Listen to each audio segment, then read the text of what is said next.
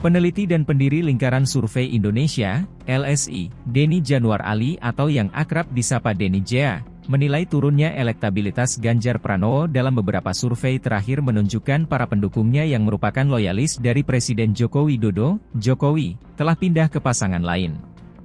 Hal ini tak lepas dari keputusan kubu pendukung Ganjar Pranowo yang mulai mengkritik pemerintahan Joko Widodo, khususnya setelah keputusan putra sulung Jokowi, Gibran Raka Buming Raka yang maju di Pilpres 2024 sebagai calon wakil presiden dari Prabowo Subianto. Jangan dilupakan, pendukung Jokowi adalah sumber dari sebagian besar pendukung Ganjar. Ketika kubu Ganjar mengkritik Jokowi, yang terjadi adalah pendukung Jokowi itu pergi dari Ganjar, kata Denny Jea dikutip dalam keterangan video ekspresi data Denny Jea yang dirilis Jumat, 17 November 2023. Denny Jea mengibaratkan keputusan kubu Ganjar Pranowo Mahfud MD mengkritik Jokowi ibarat pisau tajam yang digunakan untuk menusuk diri sendiri. Poros dari simpatisan Ganjar dan Mahfud begitu intens dan keras mengkritik soal dinasti politik, isu nepotisme pemerintah Jokowi, juga soal demokrasi yang mendung, kata Denny Jea.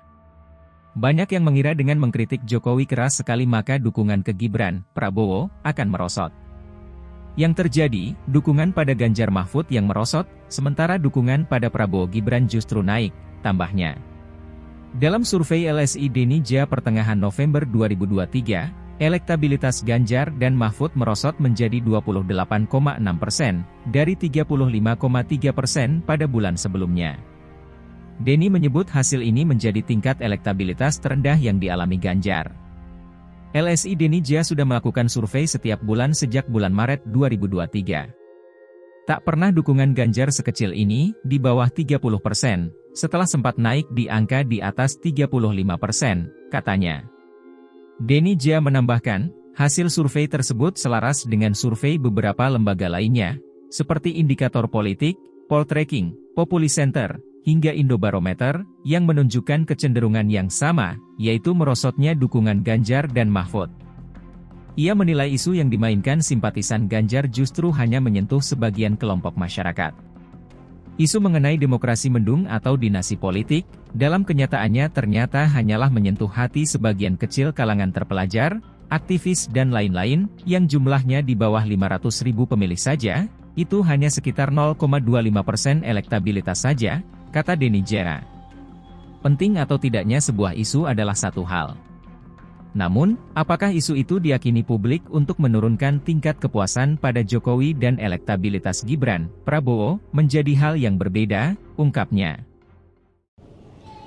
Mengapa setelah putusan Mahkamah Konstitusi, elektabilitas Ganjar dan Mahfud justru merosot sangat drastis.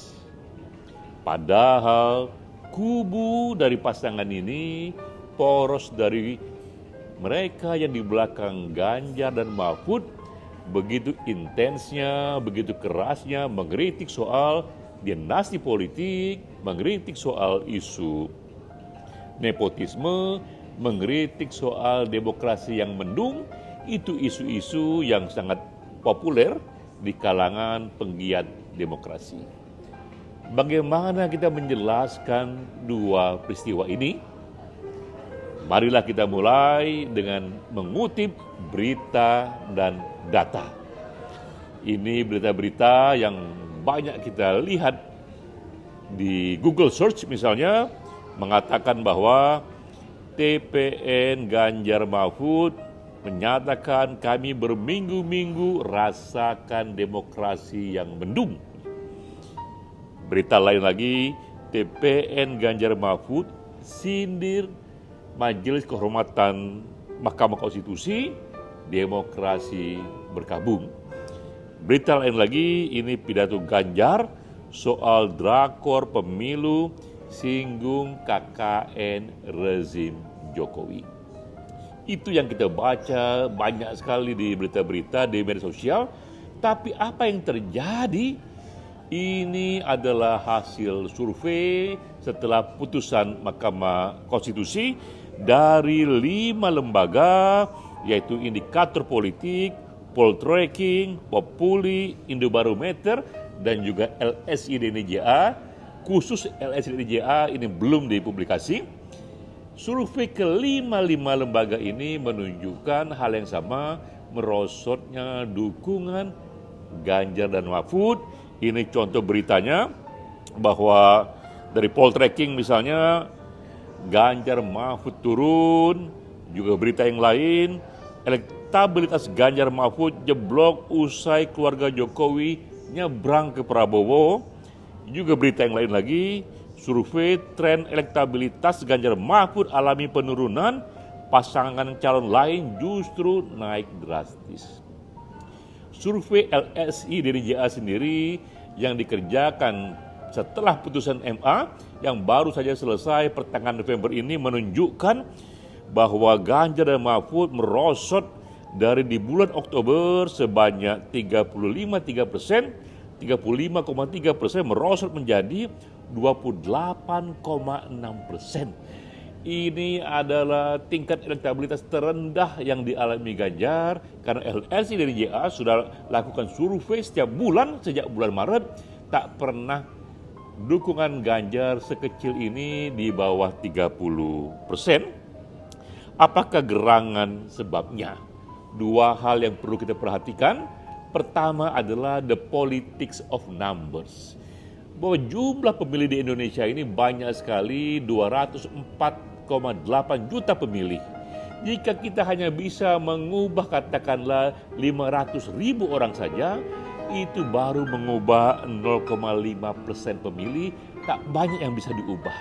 Isu demokrasi yang mendung, isu mengenai dinasti politik, dalam kenyataannya ternyata hanyalah menyentuh hati kalangan terbelajar, aktivis, dan lain-lain yang jumlahnya di bawah 500 ribu orang sehingga tidak signifikan dilihat dari segi persentase elektabilitas.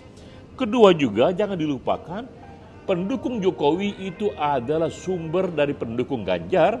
Ketika kubu Ganjar mengkritik Jokowi, yang terjadi adalah pendukung Jokowi itu pergi dari Ganjar, akibatnya dukungan kepada Ganjar menurun. Dua hal itulah yang menjadi penyebabnya dan itu membuka mata kita bahwa hukum besi politik berbeda dengan idealisme politik dan itulah yang kita lihat hari-hari ini yang mengkritik demokrasi akibatnya justru yang paling kena getahnya dukungan kepada Ganjar dan Mahfud menurun. Demikian ekspresi data bersama saya Denny JA. Halo, selamat berjumpa dengan saya Anika, pembaca berita podcastnews.id. Saksikan terus konten-konten menarik dari kami. Jangan lupa subscribe, like, dan komen. Terima kasih.